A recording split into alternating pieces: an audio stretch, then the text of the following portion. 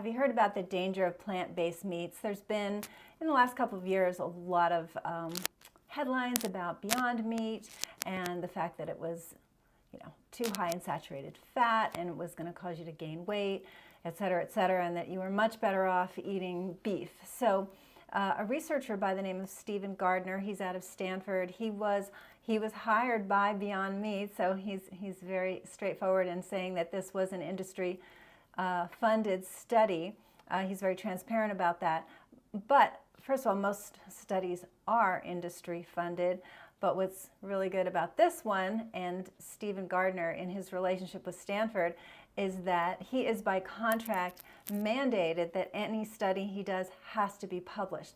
So it can't be one of these, the industry is not happy because it didn't like your results, and so it's just going to be chucked, it's going to be put in the circular file, never to be seen again. And if you're not aware of this, this is a huge problem that we have with the pharmaceutical industry and their studies, is that they'll just keep doing studies until they've manipulated the data to what they want to show, and any study that doesn't show that is just thrown out. So and this is why we then later on find all these terrible things about drugs that weren't there in the study that was published, but was found out in the studies that were not published. So anyway, Stephen Gardner, very transparent about the fact that he was hired to do this study. It was the type of study apparently he specializes in, and he said that there were 7 prior studies where he was paid to do the study, and they showed poor results, meaning the industry that paid the money was not happy with the outcome, but they were still published because that is his contract. Okay, so here's the study. It was 36 individuals. They were meat eaters because they figured having people eat beef who were vegan probably wasn't going to fly. So these are people that were meat eaters anyway, and they got 8 weeks of Beyond Meat and they got 8 weeks of beef, and the order of it was not the same. So like half saw the Beyond Meat first in their diet, and the second beef was second, and then vice versa. So it was randomized is the word I was looking for. So they were eating ground beef, and they were eating 2 servings a day. So they decided that was a robust enough amount of whether it was the Beyond Meat ground meat or beef ground meat. And when it came to the beef, they really went all out with organic, grass-fed, what was the other word? Regenerative beef. So they got the best of the best ground beef. So they couldn't come back and say, well, it wasn't the best quality. So it was very, very good quality. And the results were as follows. As far as, so Beyond Meat is kind of chastised for having coconut oil, which is a saturated fat, and it is a saturated fat. But when you compare it to the saturated fat in beef, there was less. So there was less saturated fat that the people were consuming with the Beyond Meat. Sodium is another thing that the Beyond Meat was talked about as far as having too much. But what they found when they analyzed what the people ate was that the sodium ended up being the same because people salted their meat before they cooked their burger. So that was interesting. Calories were the same. Fiber was definitely higher in the Beyond Meat because it's a plant-based product, and that really is the problem with animal protein, is that there's 0 fiber, and most Americans get like 2% of what they really need, or 7%. Sorry, I haven't said that stat in a while, but I think 93% of Americans don't get enough fiber. So a huge percentage of us, and that's healthy for our gut microbiome, protective of your colon, etc. So the fact that the Beyond Meat had fiber was good. It was higher in antioxidants, higher in complex carbohydrates, and then the protein. So the protein was the same. So the amount of protein being consumed was identical. Then we got into cholesterol. So the bad cholesterol, considered the low density lipoproteins, that was less in the Beyond Meat than it was in the beef. The blood pressure of the individuals in the study stayed the same, and their weight actually went down a little bit with the Beyond Meat as compared to the beef. So the other thing that was coming out about Beyond Meat was that, oh, it's high in saturated fat and it's high in salt and you're going to gain weight. And that just wasn't demonstrated in this study. And let me interject for a moment, because some of you don't listen to the whole video, is I'm not a proponent of living on Beyond Meat. I'm not saying that. But occasionally if you miss a burger, or I occasionally miss sausages because I'm Italian and I kind of like to make my my Banza pasta, which is made from chickpeas and very high in protein, and I just miss sausage. So the Beyond Meat has sausage that tastes like sausage, and I'm definitely not interested in what real meat sausage contains, because we can talk about that another time. So I'm not saying, oh, Beyond Meat's better than lentils or organic soy or anything like that. We're just comparing, if you're making a choice between beef and some of these plant-based meats, is it really a bad idea to do the plant-based meat or not? Okay, so that's what the study was about.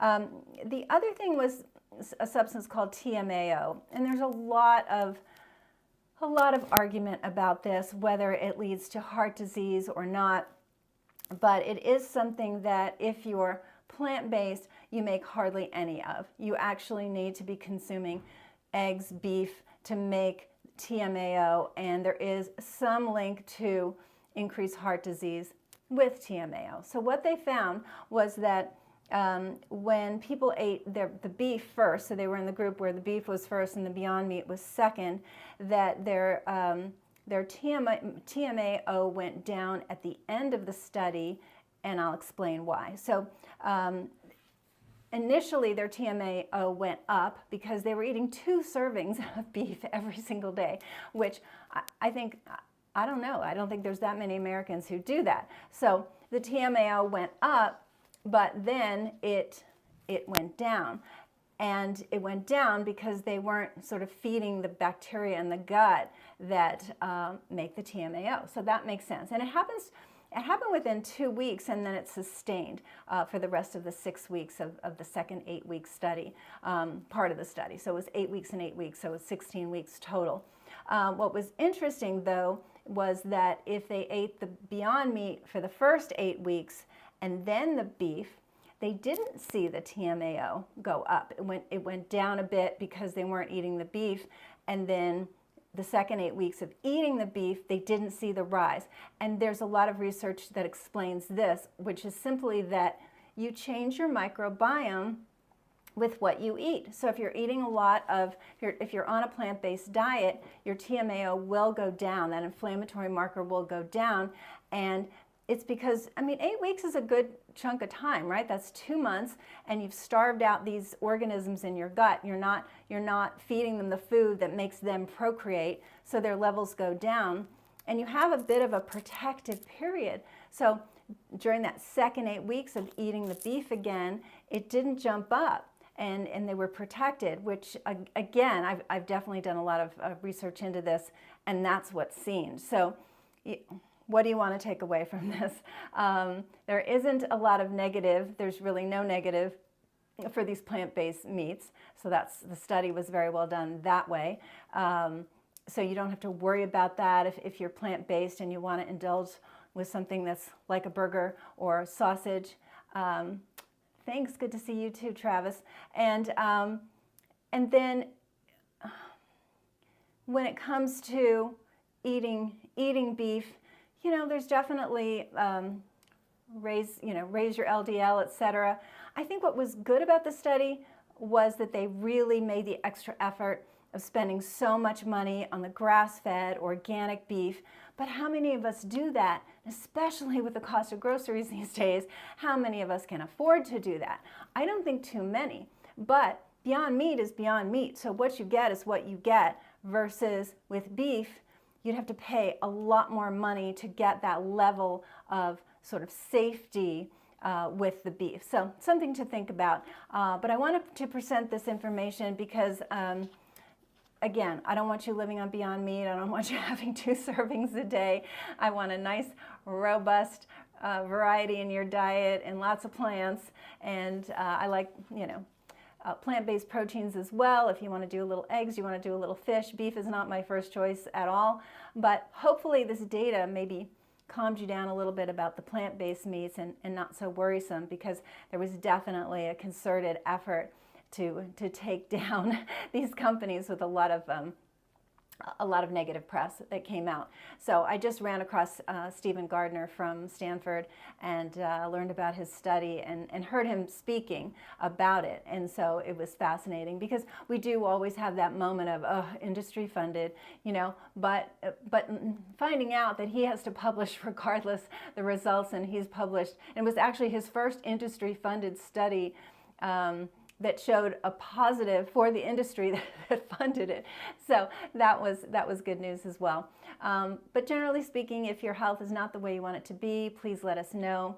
If you like the information on the channel, give me a thumbs up, subscribe, share it with others so more people can see this, and let me know what you want to hear about. I hope you found this video helpful. If you want more on this topic and others, click here.